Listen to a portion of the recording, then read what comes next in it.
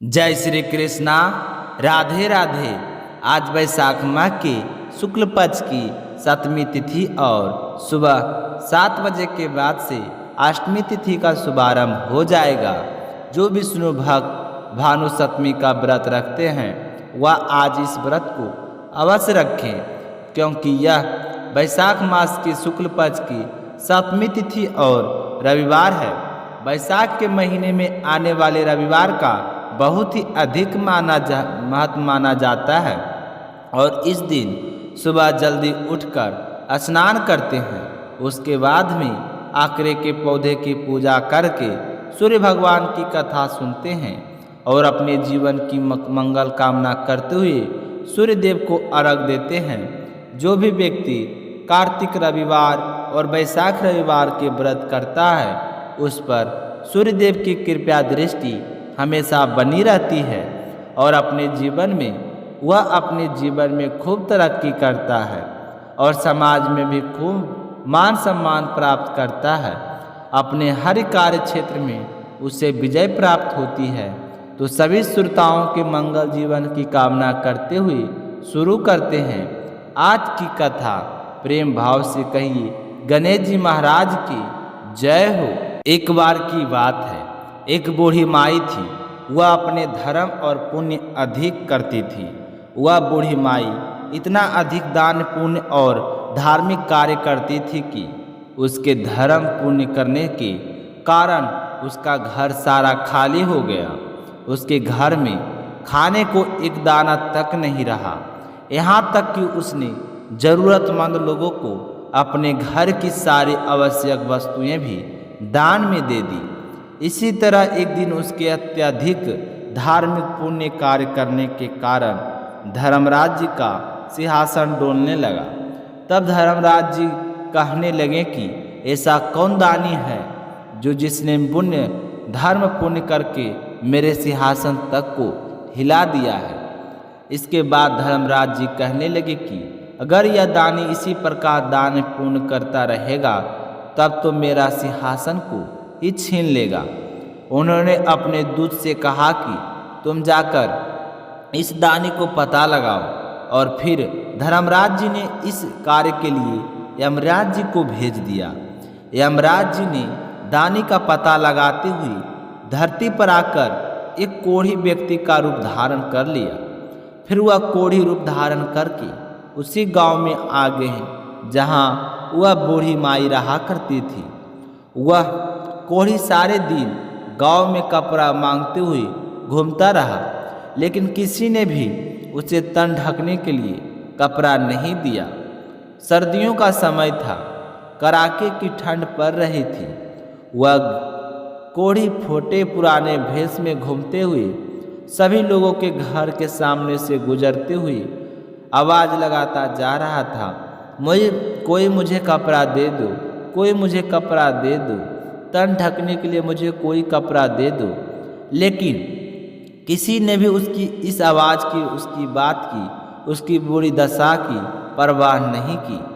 सारा दिन वह कोढ़ी गांव भर में ऐसा ही घूमता हुआ रहा। अब रात का समय हो चला था।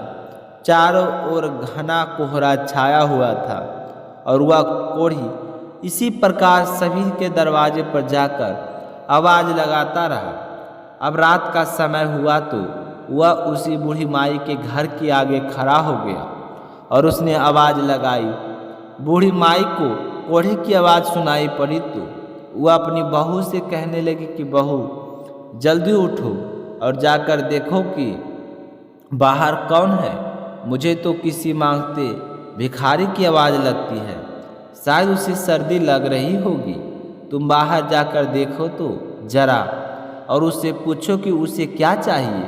तब बहू अपनी सास की बात सुनकर कहने लगी कि माँ जी, अपने द्वार पर तो कोई ना कोई आता ही रहता है मांगने के लिए।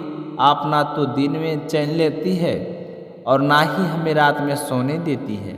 देखिए माँ जी, रात के 12 बज गए हैं और इसी समय मैं तो बाहर नहीं जाऊंगी। आपको खुद तो नींद आती नहीं और आप हमें भी नहीं सोने देती। इस तरह कहकर तीनों बड़ी बहुएं ने बाहर जाकर देखने से मना कर दिया। अब चौथे नंबर की बहू कहने लगी कि माँ जी, आप चिंता मत कीजिए, मैं जाकर देखती हूँ कि दरवाजे पर बाहर कौन है। और फिर छोटी बहू ने आकर बाहर देखा कि दरवाजे पर तो एक कोढ़ी बैठा हुआ है। उसने कोढ़ी से पूछा कि बाबा, आपको क्या चाहिए।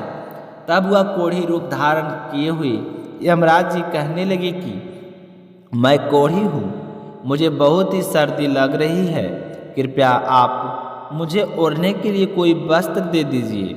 और फिर वह अपने बहू की बात सुनकर घर के भीतर चली गई। जाकर उसने अपनी सास की सारी बात बताई। बहू सारी बात सुनकर बूढ़ी माई कहने लगी कि बहू, तेरे पिताजी के ऊपर जो कंबल है वही कंबल ले जाकर उस कोढ़ी के दे दो। यह बात सुनते ही बहू कहने लगी कि नहीं माँ जी, अगर मैंने ऐसा किया तो पिताजी ठंड से मर जाएंगे। बूढ़ी माई ने फिर से बहू से कहा, अच्छा ठीक है, फिर मेरे ऊपर जो गुदरी है यह तुम अपने पिताजी पर डाल दो और उनका कंबल उतार कर उस ज़रूरतमंद भिखारी को दे दो। हम तो फिर भी घर के भीतर हैं, दरवाज़ा बंद करके बैठे हैं, लेकिन उस बेचारे के पास तो कुछ भी नहीं है। इस एक कंबल को ओढ़ने से उसका सर्दी से थोड़ा सा बचाव होगा। इसके बाद बहू अपनी सास की बात को मानते हुए कंबल लेकर गई और बाहर द्वार पर बैठे उस भिखारी कोढ़ी को दे दिया। वह भिखारी उस कंबल को लेकर उस द्वार से उठकर वहाँ से चल पड़ा। इसके बाद वह कोढ़ी भिखारी भेष बनाए हुए यमराज जी अपने वास्तविक रूप में आकर धर्मराज जी के पास आकर कहने लगे कि महाराज, यह लीजिए यह कंबल। गांव के बाहरी हिस्से में एक बूढ़ी माई रहती है और वह बहुत ही अधिक दान पुण्य करती है। उसके घर में तो एकमात्र यही कंबल बचा था, वह भी उसे अपने मुझे दान दे दिया। उसके घर में तो अब दान करने के लिए कुछ भी नहीं बचा है। सब बात सुनकर धर्मराज जी कहने लगे कि अब तो वह बूढ़ी माई अवश्य मेरा सिंहासन ले लेगी। और फिर धर्मराज जी दूत से बोले कि तुम जाओ और उस बूढ़ी माई को यहाँ लेकर आओ। अब यह दूत धर्मराज जी की आज्ञा का पालन करते हुए बूढ़ी माई को लेने धरती पर आए और उसे साथ लेकर चले गए। बूढ़ी माई ने वहाँ पहुंचकर जैसे ही अपना पहला कदम उठाया रखने के लिए तो नीचे पानी था, उसे पैर रखने के लिए धरती तक नहीं मिली। यह सब देखकर बूढ़ी माई अचंभित रह गई और जहाँ बूढ़ी माई खड़ी थी वो वहीं खड़ी की खड़ी रह गई। फिर मन में कुछ सोच विचार करते हुए भगवान से कहने लगी कि हे भगवान, यह सब क्या है, अब मेरा क्या होगा, मैं पाँव कहाँ रखूं? महाराज, मेरे पैरों के नीचे तो धरती ही नहीं है, मुझे धरती चाहिए, मुझे आप धरती दे दीजिए।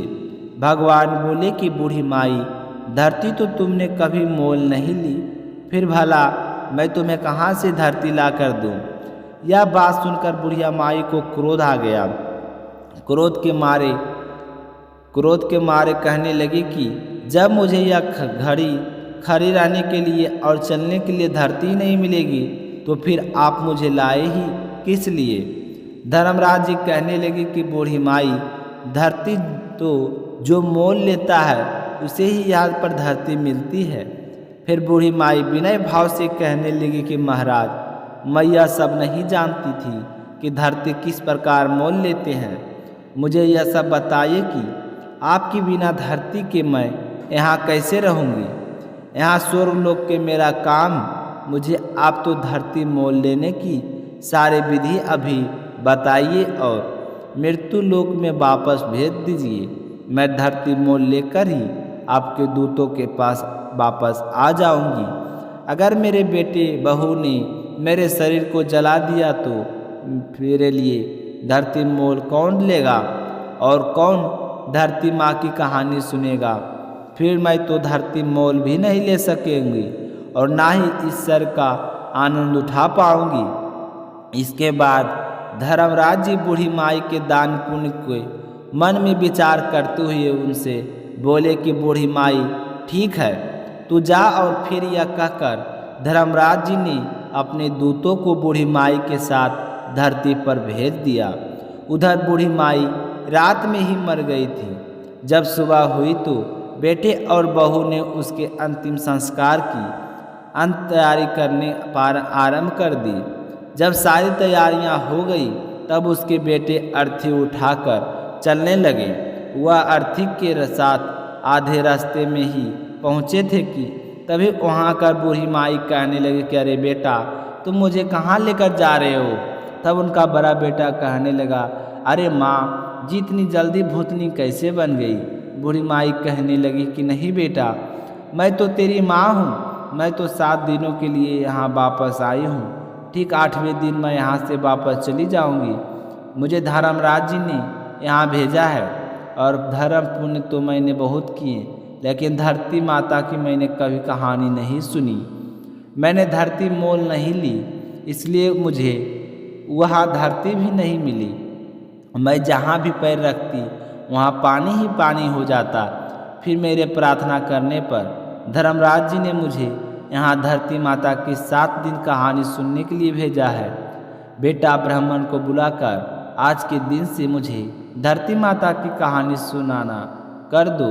7 दिन कहानी सुनकर उदापन करके 8वें दिन मैं वापस चली जाऊंगी और फिर दोबारा लौटकर कभी नहीं आऊंगी। बूढ़ी माई के बेटे ने यह सारी बातें सुनी तो सारे के सारे बेटे असमंजस में पड़ गए। तभी एक बुजुर्ग पंडित कहने लगा कि बेटा, तुम्हारी माँ भगवान के दरबार में जाकर आई है और अपनी काया इसमें फिर से आ गई है और यह सब सच है। कह रही है भगवान ने ही इसे यहाँ भेजा है, इसे अभी घर ले जाओ, जलाओ मत। बुजुर्ग पंडित की बात सुनकर सारे बेटे समझ गए और फिर सभी लोग बूढ़ी माई को लेकर वापस घर आ गए। बूढ़ी माई के प्रति घर के प्रति रखने वाले लोगों की भीड़ इकट्ठा हुई। वहाँ औरतें भजन गा रही थी। जब बहुओं ने यह देखा कि बूढ़ी माई को वापस ले आए, तब बहुएं आपस में कहने लगे कि अम्मा नहीं मरेगी, यह तो हमें मार कर रहेगी, दम लेगी। घर में इतनी इसने झाड़ू लगा दी और सुई तक भी इसने घर में नहीं छोड़ी, यहाँ तक कि घर में चुटकी भर नमक तक नहीं छोड़ा। और फिर यह वापस आ गई। बहू की यह सारी बात सुनकर बूढ़ी माई कहने लगी कि बेटा, मैं तो किसी को नहीं मार रही, तुम सब ने मुझे नहला तो दिया। अब ब्राह्मणी को बुलाकर उससे मुझे धरती माता की कहानी भी सुनवा दो। 7 दिन में यह कहानी नियमित सुनूंगी और फिर अगर मुझे धरती मिल जाएगी तो बेटा, मैं फिर यहाँ से वापस चली जाऊंगी। और फिर उसके बेटे बहू ने 6 दिनों तक बूढ़ी माई को लगातार ब्राह्मणी के घरों में बुलाकर कहानी सुनवाई। 7वें दिन पानी में भरा हुआ एक लोटा रौली मौली 5वां सार नाल और धागा गुड़ की डली लेकर बूढ़ी माई अपनी बहू से कहने लगी कि चलो बेटा, तुम सब मेरे साथ पीपल के नीचे चलो। वहाँ चलकर हम सब बैठकर धरती माता की कहानी सुनेंगे। आज मुझे मेरे इस व्रत का उद्यापन करना है। तुम सब भी चलो, तुम सब भी चलो इस कथा को सुनना, जिससे तुम्हें यह सारी पीड़ा ना देखनी पड़े। और फिर वह बूढ़ी माई अपनी सभी बहुओं और ब्राह्मणी को लेकर पीपल के पेड़ के नीचे पहुंच गई। वहां बैठकर ब्राह्मणी ने धरती माता की कहानी कही और बुढ़िया माई और सभी लोगों ने कहानी सुनी। कहानी के हुंकार दिए।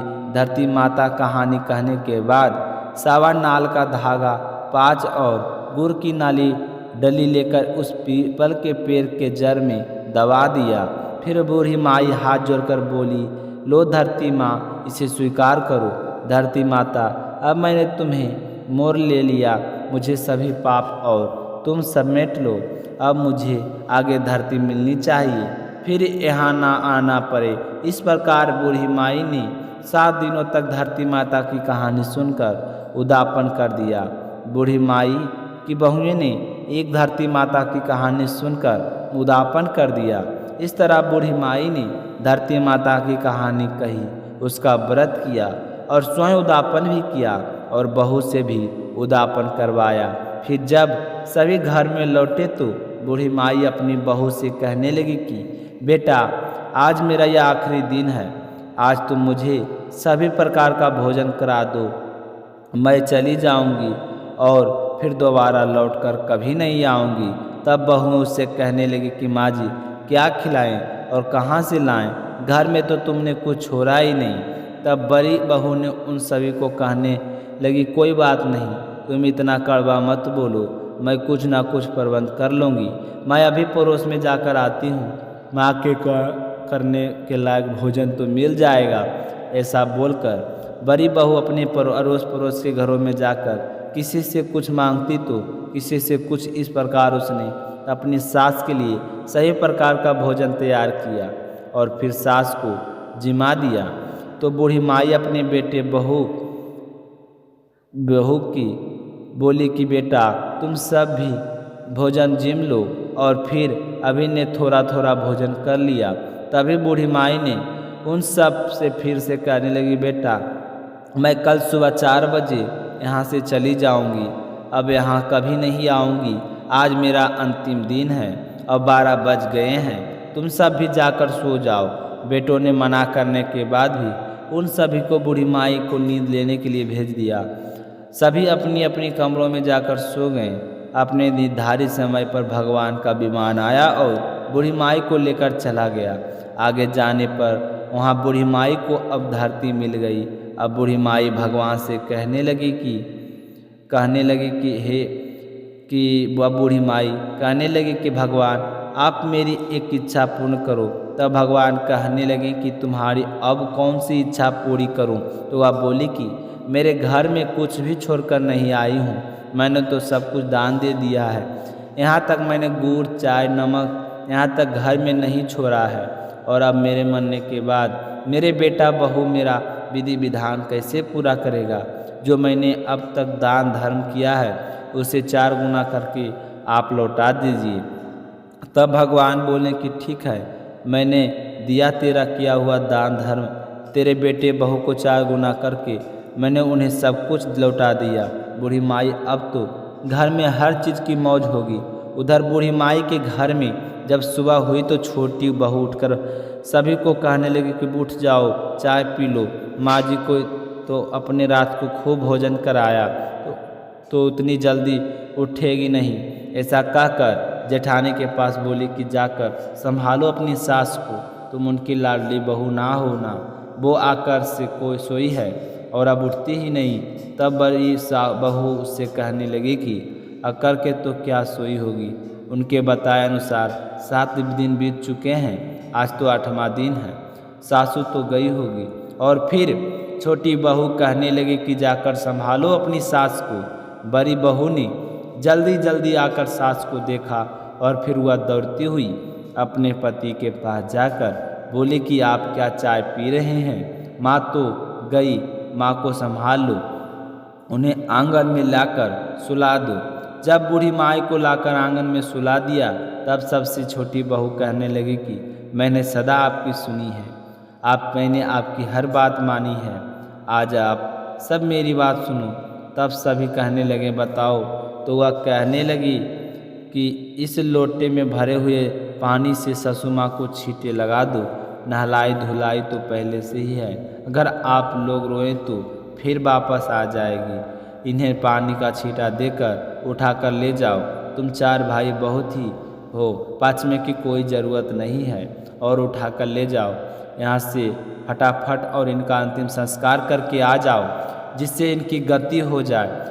तब सारे भाई आपस में बात करने लगे, पहले भी हम लोग इकट्ठा करके शर्मिंदा हो चुके हैं, अब बिना देर किए इनका कहना मान लेते हैं।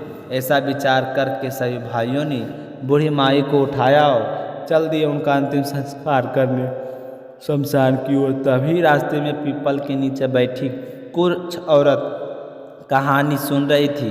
बूढ़ी माई के बेटे को इस तरह जाते देखकर वो समझ गई और एक दूसरे से बोली कि बैसाख के पावन महीना है, बूढ़ी माई तो मर गई और बहुओं ने भोजन तक नहीं करवाएं। चलो हम भी वहाँ चलकर भजन गाते हैं।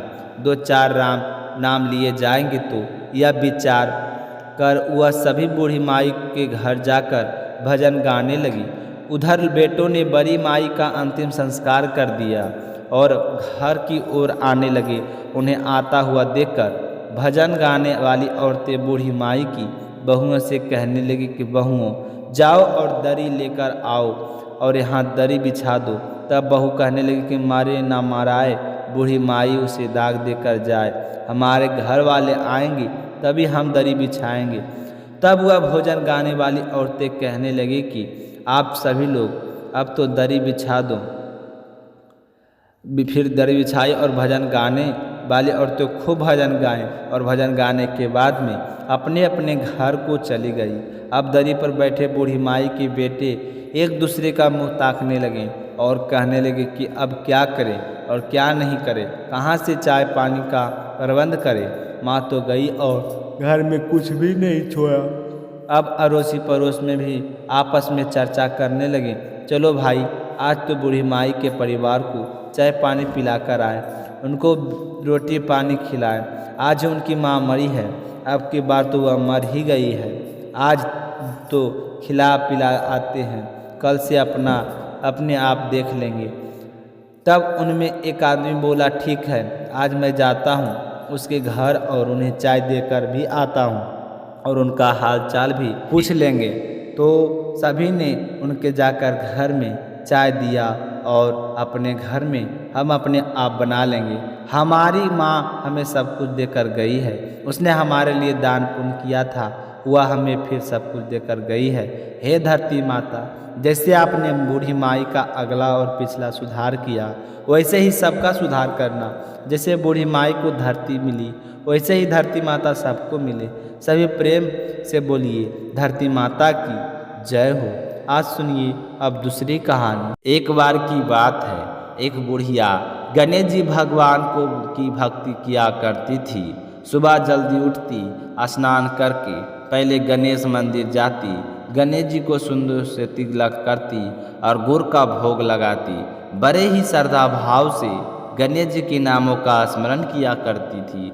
यह उसका नियम था, चाहे आंधी हो या तूफान, वह बुढ़िया गणेश जी के मंदिर जरूर जाती थी।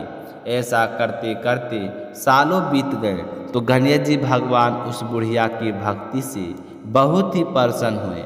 तो एक दिन उसे सपने में दर्शन देकर कहने लगी कि बूढ़ी माई, मैं तुमसे बहुत ही खुश हूँ, तो वरदान मांग की क्या मांगना चाहती है। तो बुढ़िया कहने लगी कि गणेश जी महाराज, आपने मुझे दर्शन दिए, इससे अच्छा मेरे लिए क्या हो सकता है। मांगना तो मुझे कुछ नहीं आता है, मैं क्या मांगूँ। इस तरह फिर बुढ़िया सोचने लगी। तो गणेश जी महाराज कहने लगे कि बूढ़ी माई परेशान मत हो, मैं कल फिर आपके सपने में आऊँगा, तब तक तुम आराम से सोच लेना कि तुम्हें वरदान में क्या मांगना है। वरदान मैं तुम्हें एक ही दूंगा। ऐसा कहकर गणेश जी भगवान अंतर ध्यान हो गए और उस बुढ़िया की आंखें खुल गई। आँख खुली तो सुबह हो चुकी थी। तो बुढ़िया सोचने लगी कि घर में अन्न और धन भी नहीं है और मेरे कुल का दीपक भी नहीं है, मैं क्या मांगूं, मेरी तो समझ में नहीं आता। तो यह इस तरह सोचते हुए बुढ़िया ने अपने पुत्र को बुलाया और पूछा कि बेटा, मुझे गणेश जी ने रात में सपने में दर्शन दिए थे और बोल रहे थे कि तुम्हारे पूजा पाठ से बहुत ही प्रसन्न हूँ, तो क्या मांगना चाहती है। वरदान देना चाहता हूँ, क्या मांगती हो। तो मुझे तो समझ में नहीं आया कि मैं क्या मांगूं। बेटा तू बता दे मुझे क्या मांगना चाहिए। तो बुढ़िया का पुत्र कहने लगा कि माँ, तुम गणेश जी से बहुत सारा धन दौलत मांग लो, हमारी गरीबी दूर हो जाएगी, तो हमें भी सब कुछ मिल जाएगा। लोगों को देखो कितने ऐसो आराम से रहते हैं, हमारे भी सपने पूरे हो जाएंगे। तो बेटे की बात सुनकर बुढ़िया ने बहू की आवाज़ लगाई। तो बहू आई और सासू माँ से पूछने लगी कि माँ जी, कहिए क्या बात है, आपने मुझे किस लिए बुलाया है।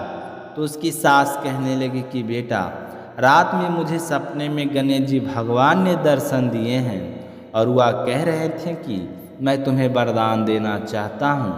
मेरी तो समझ में नहीं आता कि मैं क्या मांगूँ। तो सासू माँ की बात सुनकर बहू कहने लगी कि माँ जी, यह बात तो बहुत अच्छी बात है। आप ऐसा गणेश जी से पोता मांग लो कि आपका मन नहीं करता कि हमारे घर में भी नन्हे शिशु की किलकारी गूंजे, हमारा भी वंश बढ़े। तो बुढ़िया कहने लगी कि बेटा, तेरी बात तो सही है। अब बुढ़िया तो कसमें थी कि गणेश जी ने तो एक ही वरदान देना है, उसमें मैं क्या मांगूं। तो वह बुढ़िया सोचती सोचती पड़ोस में चले अपनी सहेली के पास गई और जाकर पूछने लगी कि बहन, तू मुझे बता कि मैं क्या मांगूं। तो बूढ़ी माई की सारी बात सुनकर उसकी पड़ोसन कहने लगी कि बहन, तू तो अब थोड़े दिन जिएगी, तू क्यों धन मांगी और क्यों नाती मांगी, वह तेरे लिए किस काम की। तू ऐसा कर, गणेश जी भगवान को कह देना कि बुढ़ापे तक मेरी आँखों की रोशनी बनी रहे। आदमी बूढ़ा हो जाने के बाद अपनी रोशनी खो देता है और आँखों के बिना तो जीना बहुत ही कठिन है। बेटा, बहू तो अपने सुख की चीज़ें मांग रहे हैं, लेकिन मुझे तो लगता है कि पूजा पाठ तुमने की है तो तुम्हें अपने लिए कुछ मांगना चाहिए। तो बुढ़िया को तीनों की बातें ही सही लगी, लेकिन दुविधा यह थी कि गणेश जी ने तो केवल एक ही वरदान देने की बात कही थी। तो बुढ़िया ने अपने मन में कुछ विचार किया और सो गई। गणेश जी ने बुढ़िया के सपने में दर्शन दिए और कहा कि बूढ़ी माई, अब बताओ। बुढ़िया कहने लगी कि प्रभु, मुझे और कुछ नहीं चाहिए, मेरी तो एक ही इच्छा है कि मैं अपने पोते को सोने की थाली में सोने के चम्मच से भोजन करता हुआ देख सकूं। तो बुढ़िया की बात सुनकर गणेश जी मुस्कुराते हुए कहने लगे कि मैया, तू तो बोल रही थी कि मुझे मांगना ही नहीं आता, लेकिन तूने तो मुझे ठग लिया। तूने तो एक ही वरदान में अपने लिए आंखें, धन और पोता तीनों चीज़ें मांग लिए। आंखें होगी तो देख पाओगी, धन होगा तो पोता सोने की थाली में भोजन करेगा। तुमने तो बहुत ही चतुराई से एक ही वरदान में सारी चीज़ें मांग ली है। मैं तुम्हारी भक्ति और बुद्धिमानी से बहुत ही प्रसन्न हूँ। जैसा तुमने वरदान मांगा है वैसा ही फल तुमको प्राप्त होगा। ऐसा कहकर गणेश जी भगवान अंतर्ध्यान हो गए और बूढ़ी माई को जैसा मांगा था वैसा सब कुछ मिल गया और बेटा भी खुश, बहू भी खुश।